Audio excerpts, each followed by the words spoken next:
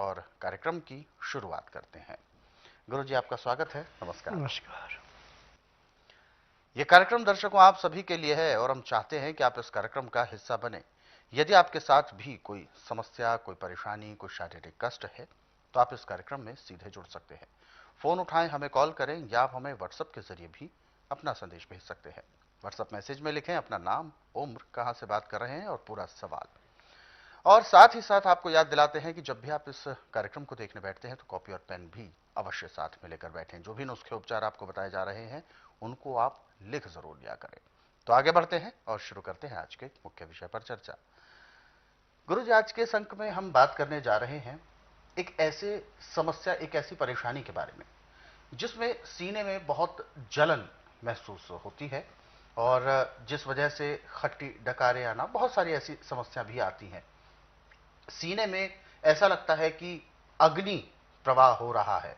तो सबसे पहले तो मैं जानना चाहूंगा कि इस तरीके की जो दिक्कत होती है इसकी असली वजह आप किन किन कारणों को मानते हैं?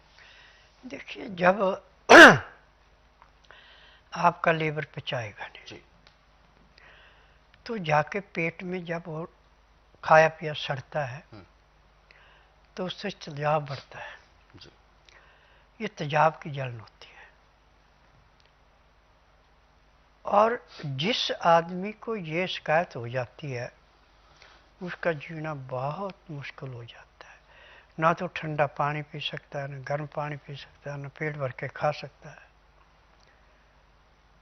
एलोपैथिक में तो दवाइयाँ जो दी जाती हैं उससे थोड़ी देर के लिए उसको राहत मिलती है, क्योंकि शरीर को सुन्न कर दिया जाता है। तकलीफ तो है परंतु शरीर सुन्न है। बिल्कुल।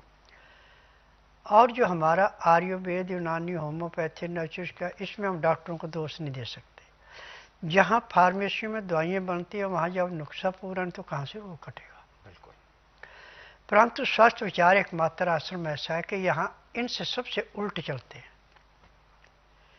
ये तो घर की हिस्ट्री पूछते हैं, मशीनों से टेस्ट करते हैं, रोगी से पूछते हैं तब दवाई देते हैं। यहाँ किसी से कुछ नहीं पूछा जाता, ना कोई टेस्ट रिपोर्ट मांगी जाती। क्योंकि मैं नाड़ी वैद्य हूँ जिसको MRI, CT scan, X-ray, ultrasound, ECG, sonography सब कुछ नाड़ी पर 5 सेकंड में हो जाता। उसमें जो बीमारी रोगी के अंदर पकड़ी जाती उसके अनुसार उसका उपचार किया जाता है। और जिस दिन रोगी आता है उस दिन रात्रि 10 बजे तक खा पी के दातन कूड़ा करके बड़ी इलायची मुंह में रख के चूसता रहे जब तक नाड़ी परीक्षण किया एक बूंद भी पानी मुंह में नहीं जाना चाहिए, न कुछ खाना। 9 से 10 के अंदर नामकरण कराता है, 10 से 12 में नाड़ी परीक्षण करता हूँ। नाड़ी परीक्षण में पैर के तलवे से सिर के बाल तक की जो बीमारी नब्ज में है सब दवाइयाँ इकट्ठे दी जाती हैं। दवाइयाँ खाने की हैं, दवाइयाँ पीने की हैं, मालिश करने के तेल हैं, आँख में, नाक में, कान में डालने की दवाइयाँ, दांत मंजन है, ये सब जड़ी बूटियाँ हैं। मुझे 10,000 जड़ी बूटियों की पहचान है जिनसे मैं दवाइयाँ बनाता हूँ। मेरी अपनी फार्मेसी दवाइयाँ बनाने की, मैं किसी की बनी बनाई दवाइयाँ नहीं बेचता। और ये दवाइयाँ रजिस्टर्ड है, पेटेंट है, इनका साइड इफेक्ट कोई नहीं है। अब जिसको सीने में हमेशा जलन रहती है उसको छोटा सा नुस्खा है, सौंठ,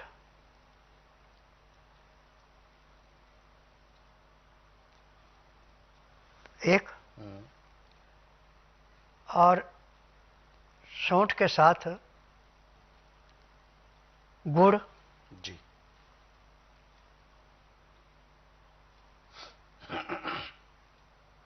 और 5 दाने काली मिर्च। अच्छा। इन 3 चीजों को कूट के पीस के पाउडर बना लें। फिर इस पाउडर को नींबू के रस में मिला के छोटी छोटी गोलियां बना लें। जब गोलियां सूख गया तो फिर इनको दोबारा पीसो। अब दोबारा पीसने के बाद अब इसको अदरक के रस में डालो, फिर खंड करो, फिर इसकी गोली बनाओ जितना काले चने का दाना होता है। अच्छा। अब इस गोली को एक तो सुबह जब दातन कूड़ा कर लिया तब ले लें गुनगुने पानी से।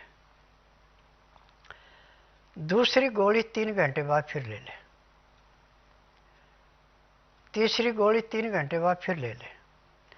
चौथी गोली 3 घंटे बाद फिर ले लें।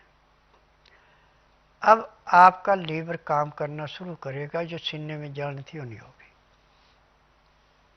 परंतु ये क्रिया आपको 1 महीना लगातार करनी है। अब इसमें खाने में आपको गेहूं नहीं चलेगी, बाकी सब अनाज चलेंगे, जैसे चना है, सोयाबीन है, मक्का है, जौ है, बाजरा है, मूंग है, मोठ है, चुलाई है। ये सारी चीज़ें अपनी इच्छा के अनुसार कम ज़्यादा आप ले सकते हैं। पहले ला के धो के सुखा लें, फिर इसमें 50 ग्राम अजवाइन भून के, 100 ग्राम तिल भून के इस आटे को ऐसे पीसना है जैसे नदी के किनारे का रेता होता है। अब इस आटे को छानना नहीं है।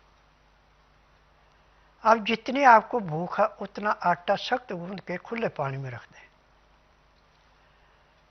अब इतने में आपने दाल सब्जी जो भी खानी है, सब्जी छिलनी नहीं है, नरम छिलके वाली, दालें छिलके के साथ। अमोनियम के बर्तन में नहीं इनको उबालना,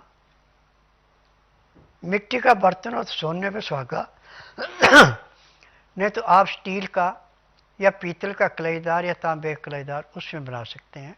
धीमी आंच पे पकाना है, तेज आंच पे नहीं पकाना। पकते समय इसमें हल्दी और सिंधा या काला नमक डालना, आयोडीन नमक नहीं डालना। आयोडीन नमक डालेंगे तो आपको कोई लाभ नहीं होगा। जब दाल या सब्जी आपकी तैयार हो जाए, उसके बाद उस आटे को पानी से निकाल के दोबारा गूंदें, और पीने के लिए आप 2 गिलास पानी पहले उबाल करके 2 गिलासों में रख लें। जब उसका टेम्परेचर 15 से 18 डिग्री रह जाए तो उसमें लहसुन, प्याज, अदरक तीनों को पीस के चटनी बना के उसका रस निकाल लें। 1-1 चम्मच दोनों गिलासों में रस मिला दें, और जो आपका कचरा बचा है वो आप दाल सब्जी जो भी आप बनाए उसमें मिला के खाएं। और जो आटा आपने पानी में रखा था सख्त गूंद के, वो आपका आटा निकाल के मुलायम हो गया। अब इसकी रोटी ऐसे बनेगी जैसे बाजरे की रोटी बनती है। जब रोटी आपकी अच्छी तरह पक जाए, सिक जाए, तो थाली के अंदर डाल के दाल सब्जी जो भी आपने बनाई उसको डाल दें, और जो लहसुन, प्याज, अदरक का कचरा बचा हुआ था उसको भी उसमें डाल दें। 10 मिनट तक उस रोटी को रचने दें ताकि रोटी उसमें गल जाए। अब मसाला बना के रखा आपने, जीरा, सौंफ, सूंठ, दालचीनी, बड़ी इलायची, लौंग और काली मिर्च,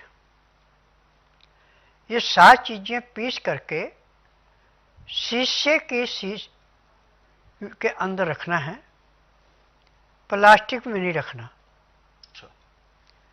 या फिर आपका मिट्टी का बर्तन हो उसके अंदर रख सकते हैं ढक्कन देके। चुटकी भर उसमें से डाल दो उसमें। अब खाना खाने में, पानी पीने में आपने 1 घंटा लगाना। 2-4 गिराई खाना खाया, फिर 2 घुट पानी पिया, फिर 2-4 गिराई खाना खाया, 2 घुट पानी पिया। पानी पीने में, खाना खाने में आप पूरा 1 घंटा लगाएंगे। उसके बाद दातन कूला करके 5 मिनट के लिए आप वज्रासन बैठेंगे। फिर वज्रासन से उठ के कम से कम 20 मिनट तक आप थोड़ी सैर करेंगे। फिर आके आप 20 मिनट के लिए सब आसन लेट जाएंगे। 5 मिनट के लिए बाईं साइड करवट लेंगे, 3 मिनट के लिए दाईं साइड करवट लेंगे, फिर सब आसन लेट के बाईं साइड को करवट लेके उठेंगे। आपको शरीर में इतना हल्कापन आएगा जैसे आप 8 घंटे की निद्रा पूरी करके उठे। उसके बाद आप काम करें, जो मर्जी करें, आपका खाना भी अच्छा पच गया, जो सीने में जलन होती थी वो जलन नहीं होगी, और आपको टट्टी पेशाब ऐसे खुल के आएगा जैसे तेज बारिश आने पे नदी में बाढ़ आती है और नदी के किनारे साफ होते, ऐसे आंतों में जो भी कचरा रुका हुआ था, जो भी गंध था, सारा निकल जाएगा।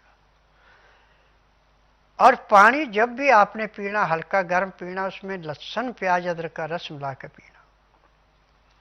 और जो गोलियां बना रखी हैं ये हमेशा नवाए पानी से लेनी है, ठंडे पानी का प्रयोग बिल्कुल नहीं करना, तो आपको रोग से मुक्ति मिलेगी। बिल्कुल।